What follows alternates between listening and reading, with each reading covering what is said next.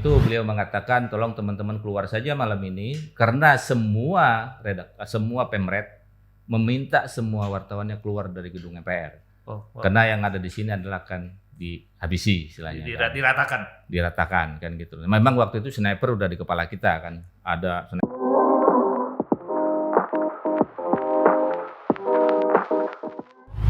Assalamualaikum warahmatullahi wabarakatuh. Jumpa lagi dengan saya Bro Megel, tuan rumah Aktual Podcast terkini, terhangat dan terpercaya. Hari ini saya membahas sesuatu yang sangat historical ya, sejarah menyangkut perjalanan bangsa Indonesia. Saya sudah kedatangan tamu. 2 hari lalu kita memperingati setelah Hari Kebangkitan Nasional adalah Hari Kejatuhan Soeharto atau Hari Reformasi. Bersama saya sudah ada abang saya, senior, sudah lama nggak ketemu. Kemarin ketemu sebentar di satu momen gitu. Nah, hari ini saya undang beliau ke Aktual Podcast, Bang Sarbini, aktivis 98. Selamat datang Bang Sar. Selamat buat Bung Megel. Terima kasih banyak udah diundang di acara ini. Iya, makasih Bang. Jadi banyak hal yang nanti kita akan eksplor Bang soal reformasi, karena menurut saya juga banyak cerita yang tidak banyak nyampe ke generasi muda kita. Sebagian besar generasi sekarang yang melek politik kan cuma tahu lewat buku. Nah, saya pengen nanti abang cerita. Bukunya belum ada. Minimal di pengetahuan sedikit lah. Minimal saya ingin nanti kita cerita sejarah singkat ya, 98 kayak apa dan seperti apa. Bang, sorry nih Bang.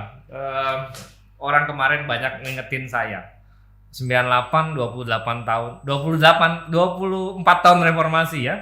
Tidak berasa dulu ya, teman-teman abang dan gerakan abang itu berhasil menjatuhkan penguasa yang kalau kalau dalam banyak kisah yang kami dengar ya sangat otoriter, tidak demokratis gitu ya, penuh korupsi, KKN dan lain sebagainya. Saya ingin tanya satu pertanyaan ke abang. Dulu memang serius menjatuhkan Soeharto? Ya, kalau awalnya sih semua mahasiswa barangkali tidak pernah berpikir menjatuhkan kekuasaan ya. Dia ingin belajar sebagaimana mahasiswa biasa gitu. Oke. Jadi mengejar cita-citanya, lulus kuliah kan gitu, bisa bekerja dengan baik kan. Berkeluarga, karir yang bagus ya. Mungkin pada umumnya mahasiswa era itu seperti itu gitu. Namun pada akhirnya ketika masuk kampus kan gitu loh, mulailah kita berdiskusi dengan para senior berkaitan, apalagi saya memang di Fakultas Ilmu Sosial Ilmu Politik ya. Jadi kadang-kadang ya diskusi-diskusi di luar kampus itu. Abang di kampus Jakarta ya? Di Jakarta. Okay. Jadi banyak hal-hal yang berkaitan dengan politik kan, gitu loh. Akhirnya kita coba meresapi apa yang terjadi dan ya puncaknya kita memang merasakan betul gitu loh. Ada represi dari kekuasaan. Represi ya? Represi, oke. Ya contoh sebagai mahasiswa Fakultas Ilmu Sosial Ilmu Politik kan gitu. Saya nggak boleh diskusi politik di kampus kan agak aneh kan gitu loh. Nggak boleh seminar politik di kampus kan sesuatu yang janggal. Ya buat apa namanya Fakultas Ilmu Sosial Politik ketika diskusi politik tidak boleh. Apalagi diskusinya itu menyangkut hal-hal yang politik kekuasaan ya. Nggak boleh sama sekali? Nggak boleh. Beda sama generasi sekarang ya? Kalau sekarang nyaci maki presiden bebas kan gitu. Kalau dulu mengkritik kebijakan aja itu hal yang tabu kan gitu. Tapi ya dengan berjalannya waktu kita terus melakukan diskursus ya, berkomunikasi dengan antar kampus gitu dan merasakan yang sama, termasuk dilihat juga ya para akademisi juga mungkin sudah menyampaikan banyak hal. Ada kesamaan gitu bahwa situasi ya kenegaraan kita sedang bermasalah. Dulu ada krisis moneter ya sempat ya? Nah itu puncak. Krisis moneter itu puncak. Tapi sebelumnya memang banyak kebijakan-kebijakan yang tidak berpihak pada kepentingan masyarakat banyak lah. Nah itu yang dirasakan betul. Artinya dengan contoh lah yang puncaknya itu disebut KKN ya. Itu dilihat bahwa kebijakan itu banyak yang merugikan masyarakat. Kan, gitu. KKN itu korupsi dan nepotisme. Memang ada keluarga atau apa Pak Harto yang menguasai bisnis gitu? Ya pada akhirnya itu hampir semua lini bisnis gitu loh, itu pasti ada namanya di dalamnya. Contoh-contoh Bang, biar ya contoh yang paling nyata seperti ke pertanian, masalah cengkeh, terus pembangunan tol dan berbagai macam itu pasti ada di sana, sumber daya alam dimiliki oleh mereka, bahkan beberapa banyak lagi yang mereka miliki, termasuk televisi. Berarti Tommy Soeharto, Mbak Tutut begitu ya, nama-nama ya, itu ya? Betul. Okay. Jadi yang menyangkut kebijakan pemerintah pasti di dalamnya ada bisnis, dan bisnisnya itu ada keterkaitan dengan keluarga Pak Harto pada saat itu. Nah itulah akhirnya semakin terang benderang lah itu dibaca oleh masyarakat dan termasuk di dalamnya mahasiswa bahwa ada masalah di kekuasaan kita. Oke. Tapi yang paling dirasakan oleh mahasiswa ya represivitas ya. Artinya tekanan-tekanan sangat luar biasa. Jadi kita kritik itu banyak.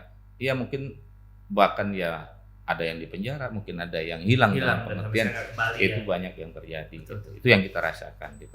Bang, Soeharto jatuh Mei 98. Abang sendiri memulai gerakan untuk menjatuhkan Soeharto atau menjatuhkan kekuasaan pada saat itu di tahun-tahun kapan gitu? Atau memang itu spontan saja tanpa terencana?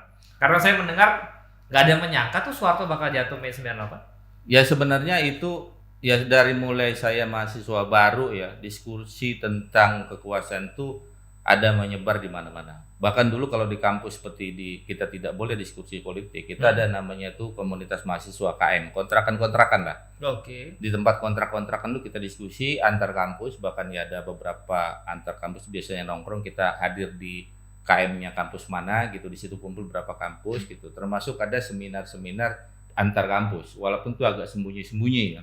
Isinya mengkritik kekuasaan. Salah satu yang terbanyak memang kritik kekuasaan gitu. Nah itu memang itu terjadi. Jadi agak apa ya, underbow lah istilahnya kan gitu.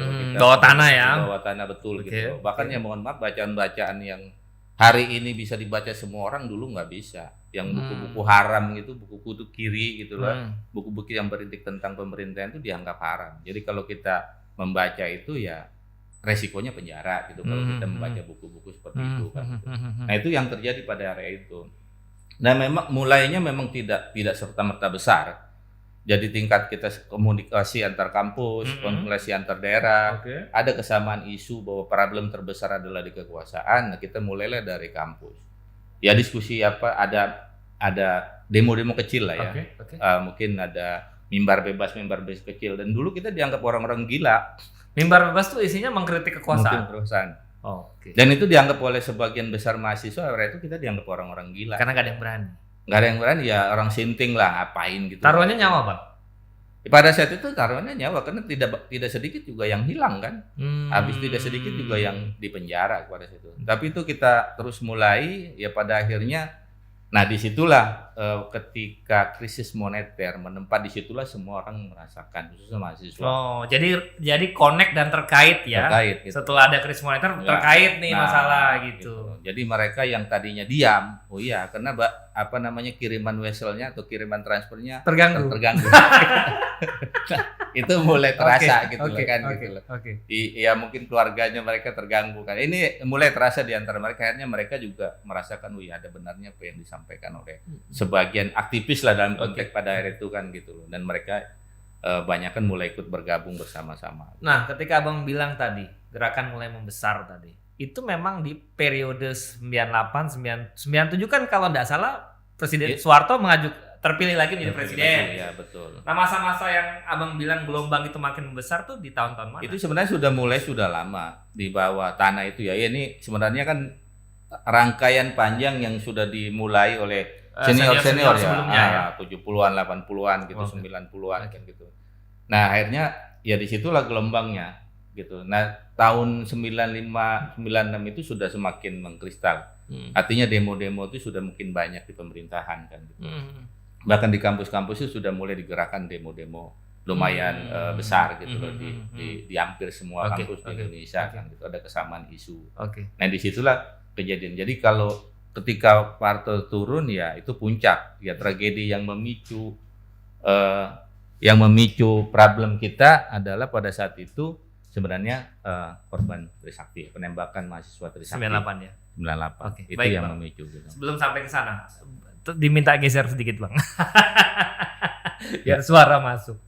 Jadi begini Bang, saya juga punya banyak cerita sejarah soal 98. Tetapi mohon maaf, Abang mewakili satu kelompok yang dulu sangat besar, namanya Forum Komunikasi Senat Mahasiswa Jakarta, atau FKSMJ begitu ya.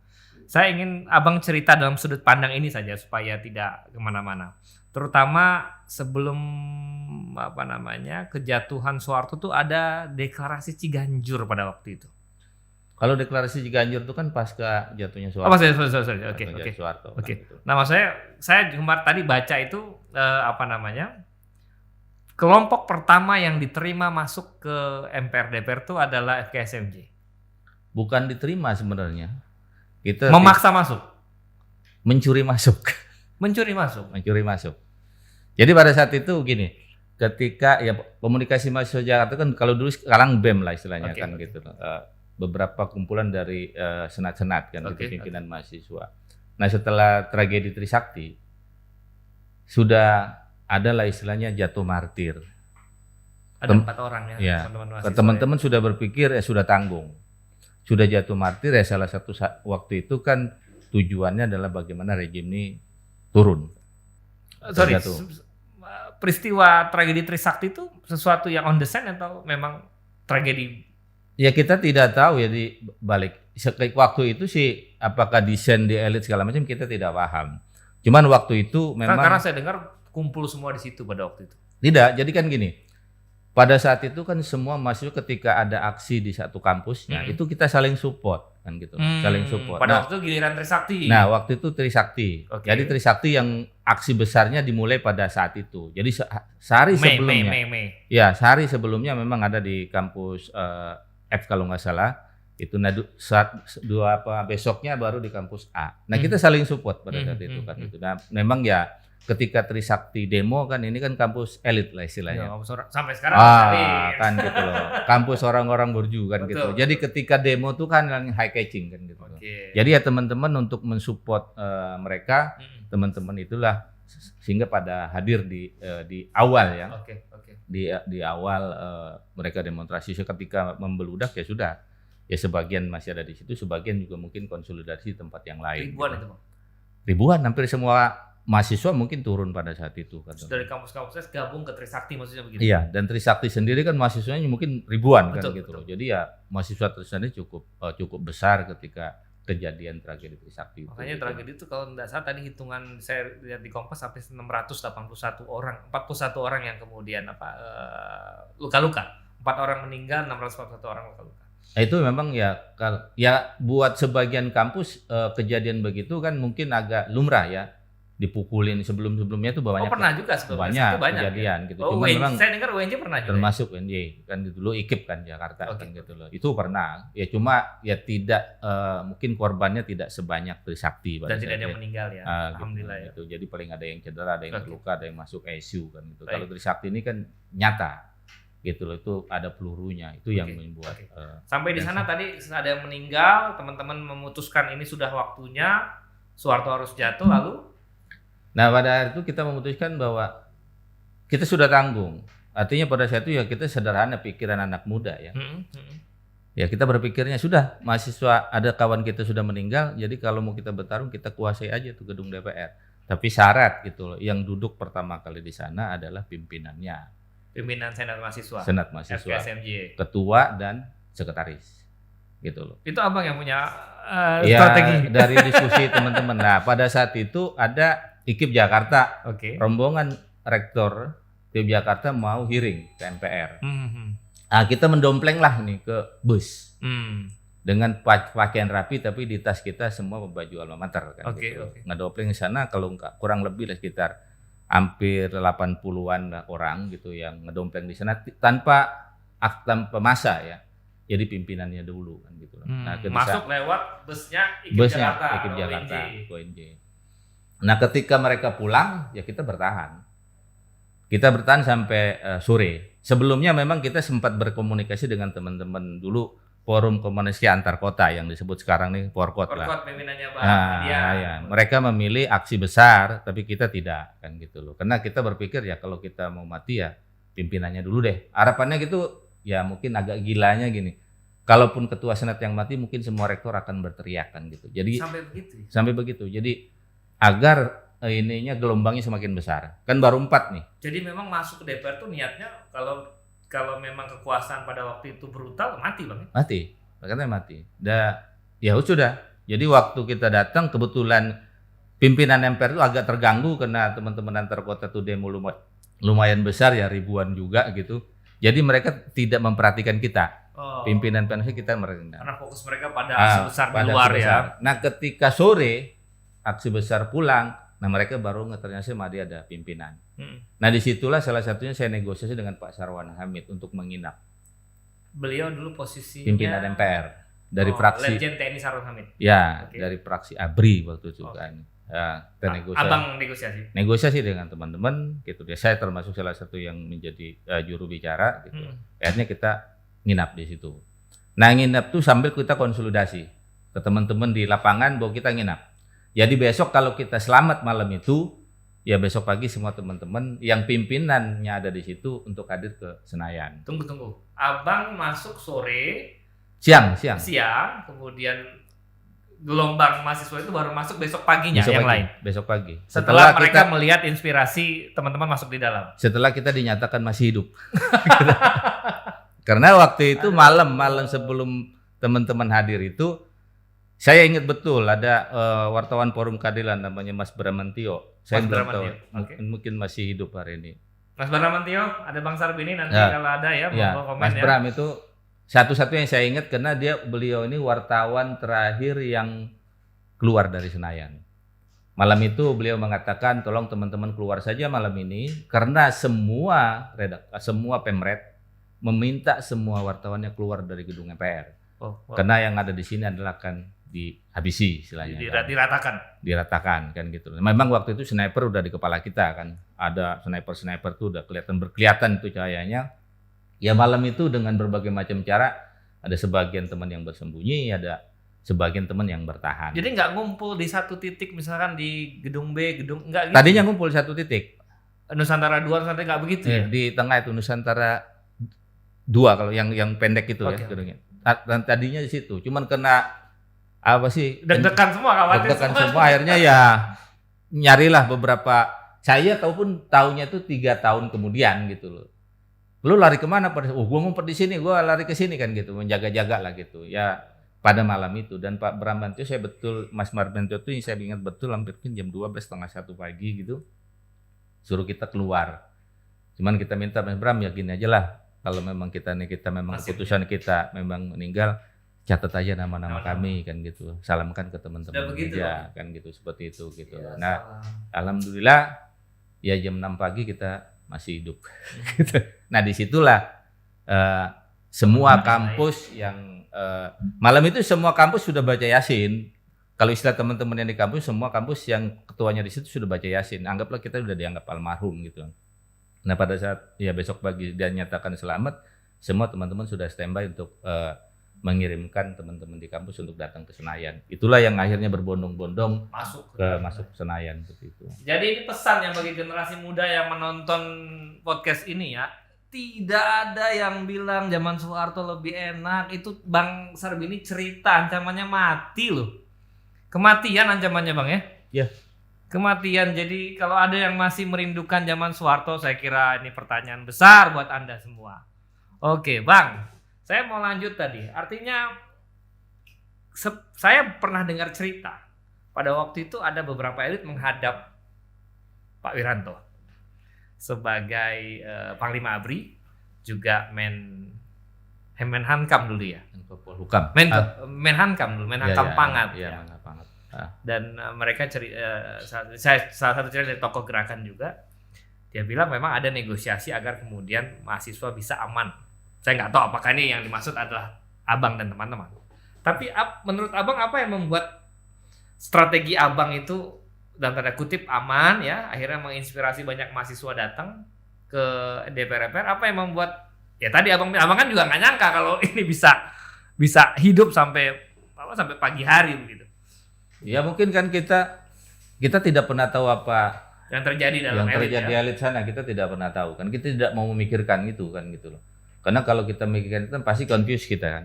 Milih seberang sana, milih seberang sini kan gitu loh. Artinya ya udah biarkan apa yang terjadi di sana, kita juga tidak mau tahu, yang pasti bahwa kita harus melakukan sesuatu. Bahwa terjadi di atas sana boleh katakan ada efek ke kita, kompromi kalau memang silakan kan gitu. Kita tidak pernah mau tahu. Karena concern kita adalah bagaimana salah satunya adalah kekuasaan Orde Baru pada saat itu tumbang kan gitu loh satu. Nah disitulah jadi kita tidak terusik dengan negosiasi dan kita juga tidak mau tahu dengan negosiasi apa yang ada di atas sana. Baik, Bang, sedikit lagi. Jadi artinya jadi lupa kan saya. Jadi pada waktu itu ketika kemudian Soeharto jatuh, tidak ada yang menyangka dan tadi ya berkat gerakan perjuangan teman-teman. Nah setelah Soeharto jatuh itu kan teman-teman masih teman-teman memberikan tuntutan 6 agenda reformasi ya. Ada adili Soeharto, hapus KKN, hapus duit fungsi, kemudian otonomi daerah seluas-luasnya, penegakan hukum dan lain sebagainya. Setelah kemudian Soeharto jatuh, yang terpikirkan dari Abang apa yang harus dilakukan pertama kali?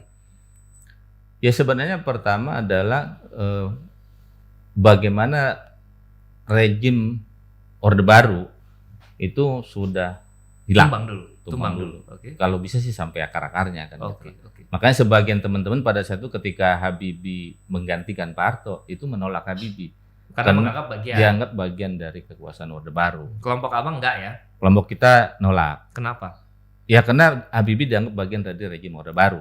Ya maksudnya kelompok Abang menerima itu kan, tidak menolak bahwa Habibie juga harus diganti gitu. Habibie juga harus diganti pada saat itu kan. Okay. Ya disitulah mulai agak terpecah karena sebagian dari aktivis yang bareng-bareng kita ya mulai agak diskursinya agak mulai pro ke Habibie. Nah disitulah agak terpolarisasi dalam konteks isu agendanya seperti itu. Nah ya pada akhirnya rangkaiannya ke sini ya semakin kelihatan. Gitu. Tapi akhirnya sebagian besar juga menerima Pak Habibie menjadi presiden setelah Pak Harto turun atau tumbang gitu. Alasan apa yang mendasari itu, Bang? Kan katanya dulu nggak bisa terima gitu bahwa ada bagian Orde Baru, harus bikin yang betul-betul tanpa Orde Baru gitu. Apa alasan utama mahasiswa menerima? Kalau kita sih makanya ketika sidang istimewa kita menuntut pertanggungjawabannya Pak Habibie ditolak. Oh, sidang istimewa gitu. 98. Karena ada sidang MPR itu kan gitu. Itu ditolak. Nah, ya akhirnya kan ditolak. Kan gitu loh. Oleh MPR dan baru habis itu diagendakan pemilu. Enggak, maksud saya waktu dari peralihan dari Pak Harto ke Habibie. Saya dengar dulu ada yang progresif, misalnya Forkot dulu sempat mendorong supaya bentuk saya pemerintahan revolusioner gitu. Sebelum itu memang ada agenda itu. Ada namanya Komite Rakyat Indonesia, ada Komite Nasional Indonesia. Intinya bahwa tidak dipimpin oleh rejim Orde Baru. Dan antek-anteknya istilah bahasa teman-teman begitu kan gitu. Kroni-kroninya kan gitu. Makanya harus didorong orang-orang atau figur-figur pemimpin-pemimpin yang bersih dari itu. Gitu. Tapi itu kan tidak sederhana gitu loh. Ya sampai karena gini, lagi-lagi kan mahasiswa itu ketika bergerak itu kan tidak berpikir kekuasaan. Apa yang sebut mahasiswa adalah gerakan moral? Ya, makanya orang sering mengatakan itu gerakan moral. Walaupun Orde Baru itu kita dianggap gerakan politik. Tapi buat mahasiswa pada itu mungkin tidak pernah berpikir untuk mengganti dalam pengertian dia yang menduduki kekuasaannya. Kan gitu loh. Dan itu terlihat pasca Soeharto jatuh kan gitu loh. Nah, itu kan teman-teman dikasih porsi-porsi untuk jadi anggota legislatif dan lain sebagainya itu banyak kan menolak, bahkan sebagian besar menolak, bahkan ada pun yang ikut dianggap berkhianat pada gerakan pada saat itu. Artinya itu sudah menjadi gambaran bahwa mahasiswa tidak berpikir kekuasaan pada saat itu. Mahasiswa hanya berfungsi mewakili rakyat, mengkritik kekuasaan jatuh, bukan urusan kita untuk menggantikannya. Betul. Oke. Baik, Abang, sedikit lagi. Hampir lebih dari 20 menit bicara. Menarik bicara sejarah nih, karena menurut saya tidak banyak ya. Ini testimoni yang luar biasa. Saya berharap nanti generasi muda bisa melihat atau mendengar cerita di podcast ini tentang gerakan mahasiswa 98. Bang, ada 6 agenda reformasi yang tadi Abang sebut yang saya himpun tadi. Adili Soeharto, kemudian hapus duit fungsi ABRI, hapus KKN, kemudian otonomi daerah seluas-luasnya dan segala macam. Di antara itu waktu pertama kali Soeharto jatuh, apa yang menurut Abang prioritas untuk dilakukan? Karena ketika ngomong pengadilan Soeharto, saya lihat juga sampai sekarang ya tuntutan Adili Soeharto kan pada saat itu memang masih kencang. Tapi berapa kali kejadiannya kan nggak bisa dilakukan karena memang di dalamnya masih kroninya masih cukup besar. Bahkan instrumen-instrumen kekuasaan masih dipegang oleh kroni Orde Baru. Abang mengakui itu? Mengaku itu kan gitu. Jadi ya tidak mudah memang kan gitu loh. Dan karena bukan kita yang berkuasa kan, atau bukan orang-orang yang memang punya visi yang sama dengan kita yang berkuasa kan gitu.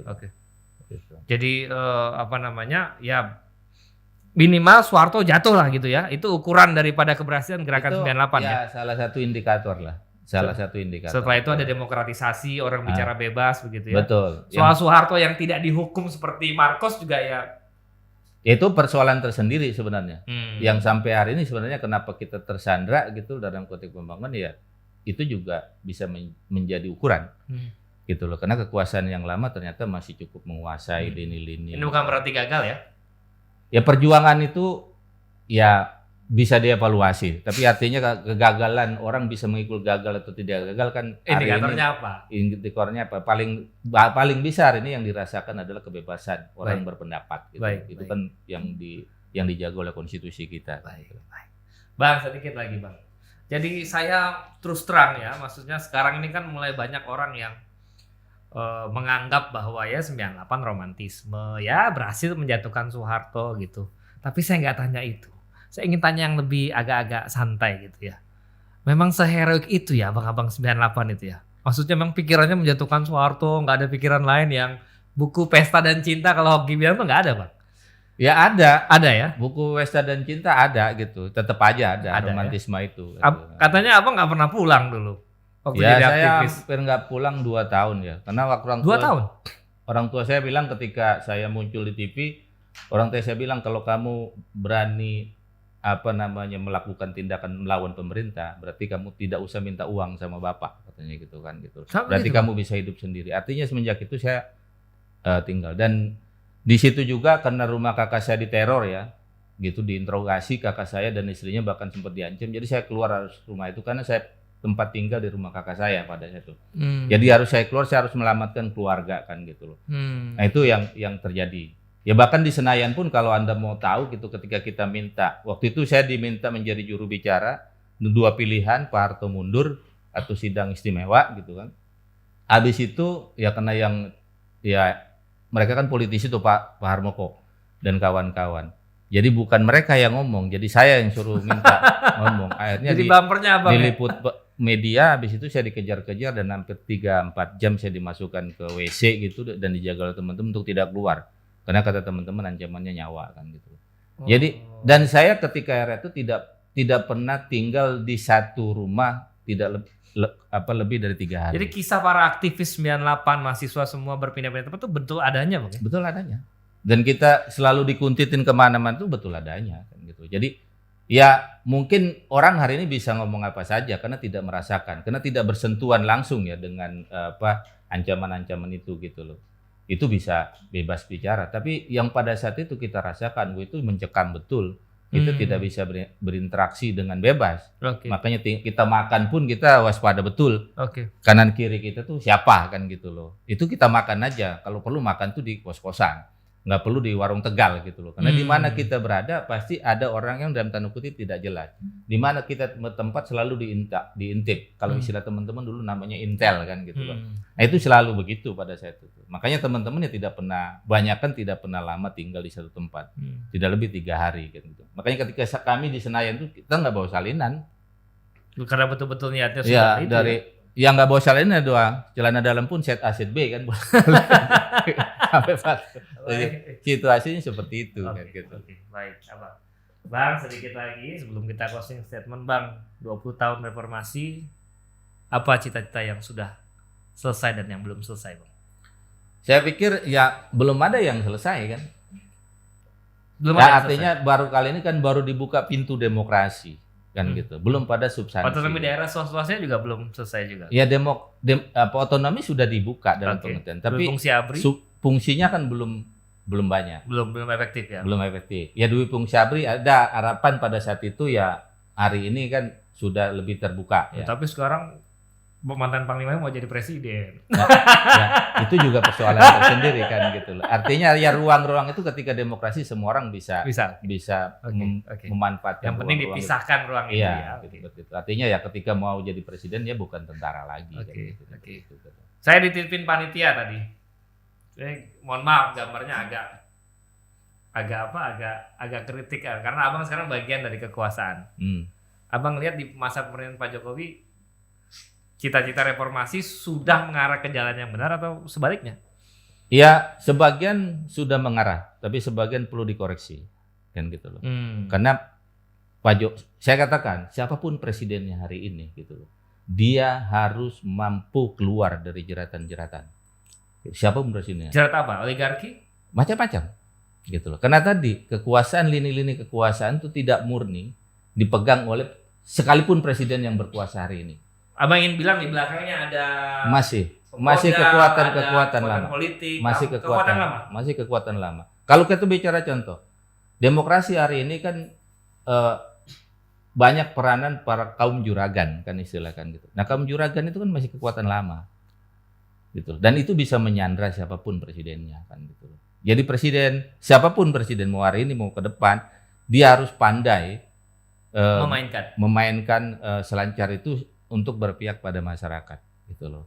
Jadi tidak mudah. Siapapun presidennya tidak mudah. Saya katakan siapapun presidennya hari ini tidak mudah. Karena apa? Karena walaupun dia presiden tidak berarti dia powerful dari A sampai Z bisa melakukan tindakan yang sama. Contoh presiden nggak bisa perintahkan gubernur dengan sistem hari ini. Gubernur tidak bisa perintahkan wali kota, bupati. Begitupun DPR ke DPRD kan gitu. Nah di sisi lain itu pada akhirnya banyak raja-raja baru gitu loh yang muncul, yang itu juga tidak boleh dikatakan agak setback kalau bicara reformasi kan gitu. Agak mundur sebenarnya kan gitu. Contoh KKN kan hari ini pilkada ya dari anak pinak kan terjatuh kan dinasti gitu. Ya. Nah itu persoalan tersendiri buat kita kan gitu. Ruang demokrasi itu bisa dimanfaatkan. Tidak pernah berpikir satu calon bisa boleh katakan memborong semua partai untuk calon hingga banyak calon tunggal. Mungkin tidak pernah dipikirkan juga oleh penggiat demokrasi akan terjadi demikian kan gitu loh. Inginnya calon banyak agar kompetisinya lebih bagus. Kita muncul calon. Tapi hari ini kan terjadi diborong semua partai kan gitu dengan calon tunggal. Itu tidak pernah jadi. Ini PR baru buat kita. Artinya reformasi masih panjang dan kita harus terus memperbaiki itu. Ada yang baik kita jaga dan yang kurang baik terus kita akan benahi. Dan ini tanggung jawab moral teman-teman sampai hari ini pun masih ada gitu. Pernah ada konsolidasi besar Pak memanggil semua aktivis 98 untuk mengingatkan kembali cita-cita reformasi? Kalau itu masih ada, masih hari ini. Dan perlu diingat juga bahwa tidak menutup kemungkinan kan kekuatan lama akan muncul kembali. Iya, seperti di Filipina. Kan bisa terjadi kan gitu. Kalau kita lengah dengan situasi itu, ya persoalan juga buat kita dan energi kita yang sudah mulai beruban dan punya sakit-sakitan ini juga harus generasi baru kan untuk mempersiapkan itu. Gitu. Baik. Bang, terakhir Bang.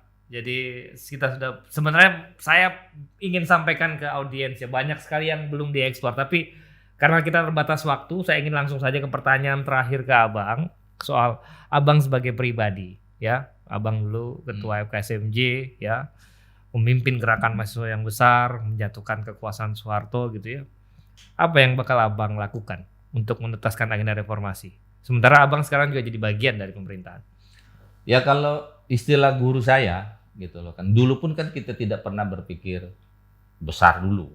Kita melakukan apa yang kita bisa lakukan hari ini. Kan gitu. Yang dari mulai yang paling kecil kalau mungkin nanti yang paling besar. Saya bawa prinsip perubahan harus tetap kita jaga. Apapun yang kita bisa lakukan di mana lingkungan kita bekerja, di mana masyarakat kita harus lakukan gitu loh. Pada akhirnya dulu pun kita tidak pernah bermimpi jauh. Dari mulai hal yang kecil-kecil pada akhirnya ya apa yang tidak mungkin menjadi mungkin. Begitu juga kalau orang berpikir perubahan. Jangan berpikir yang besar dulu karena yang besar itu tanpa yang kecil juga tidak akan bisa berbuat apa-apa. Presiden tanpa rakyat juga nggak bisa berbuat apa-apa. Betul. Makanya dari yang kecil dulu ya bertahap saja. Kalau memang punya kekuatan yang lebih besar kita manfaatkan kekuatan yang lebih besar itu. Kalau energi kita lebih besar lagi kita akan manfaatkan lebih besar lagi kan gitu. Jadi yang penting tidak boleh berhenti dalam konteks perjuangan sebagai anak bangsa. Kalau saya sih seperti itu. Bang, sampaikan dong ke anak-anak muda yang sekarang nggak tahu tentang Pak Harto, kekuasaan Orde Baru gitu. Monggo Bang kasih pesan Bang. Ya buat teman-teman hari ini yang mungkin agak terputus sejarah ya, mungkin karena memang 98 itu tidak tercatat dalam buku sejarah, apalagi buku 24 tahun yang lalu. Kurikulum ya, Betul. 24 tahun yang lalu. Jadi banyak orang yang tahu bahwa 98 itu tidak lebih dari perlawanan biasa gitu. Padahal itulah yang merubah wajah Indonesia hari ini, betul. kan gitu loh. Baik secara politik, ekonomi maupun hal yang lain, itulah yang merubah itu. Dan ya buat teman-teman, saya pikir kiprahnya tidak harus sama. Kiprahnya tetap yang prinsip bahwa ada komitmen perjuangan terhadap negeri ini. Karena negeri ini besar, bukan berarti internasional itu suka. Jadi perlawanan kita tidak hanya domestik, tapi perlawanan kita juga internasional. Bukan hanya musuh-musuh kita yang tidak ingin Indonesia besar, tapi internasional pun banyak yang tidak ingin Indonesia besar. Nah, itulah yang harus menjadi komitmen bersama. Kalau kita ingin menjaga Indonesia, mari kita sama-sama berjuang untuk menjadi Indonesia maju sebagaimana yang kita citakan oleh founding fathers kita yang tertera dalam Undang-Undang Dasar 45. Baik, Abang. Terima kasih, Bang. Sama-sama. Penjelasannya sangat, saya tadi melihat sedikit pun tidak ada hal yang tidak Abang kuasai. Memang betul-betul pelaku sejarah, hafal betul A sampai Z gitu ya. Dan saya pastikan teman-teman sekalian, daripada merindukan Soeharto atau piye enak zamanku, tentu tidak enak zamannya beliau gitu ya. Saya ingin tutup diskusi hari ini atau dialog hari ini. Bang, makasih banyak waktunya. Sama-sama, nanti banyak. moga-moga ditonton oleh banyak generasi muda. Amin. Biar melek politik, dan tentu saja sekali lagi saya ingatkan jangan pernah merindukan zaman Soeharto. Saya Bro Megel, tuan rumah Aktual Podcast, izin pamit sampai bertemu di episode berikutnya. Terima kasih Bang. Makasih banyak. Makasih.